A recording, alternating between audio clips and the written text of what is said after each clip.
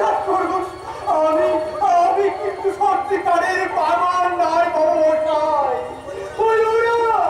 ওরা জোর করে আমার ভাতে পায়ে বেরিয়ে পড়িয়ে আমায় উন্মাদ সাজিয়ে রেখেছে। তাই তো সুযোগ পেয়ে রাত্রিবেলায় আজ পদক্রমে সেখান থেকে পালিয়ে এসেছি।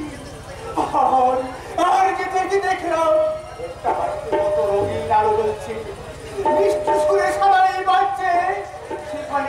সেখানে লোককে জিজ্ঞাসা করে জানতে পারলাম ওই বাড়িতে কি হচ্ছে।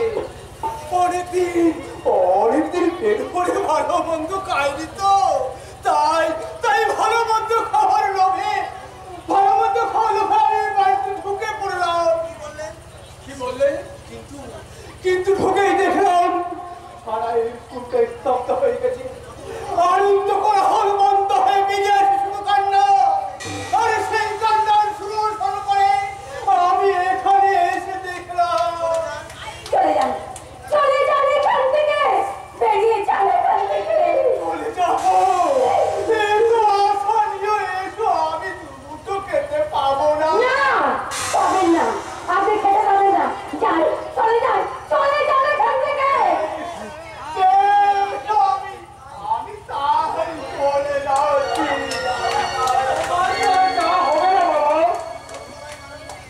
তুমি আমার মেয়ে গলায় মালা পরিয়ে তুমি যে আজ ওর সুখ দুঃখের আর্থিক ভাগিদার হয়ে গেছো বাবা। তাই তোমার কাছে আমার একটা ছোট্ট অনুরোধ। বাবা তুমি আমার মেয়েকে বিয়ে করো বাবা।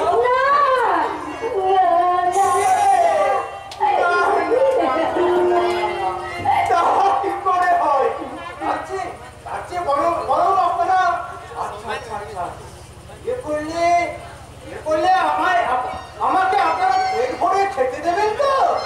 হ্যাঁ বাবা, আমরা তোমার পেট ভরে খেতে দেবো। তাহলে তো আমি বিয়ে করতে রাখি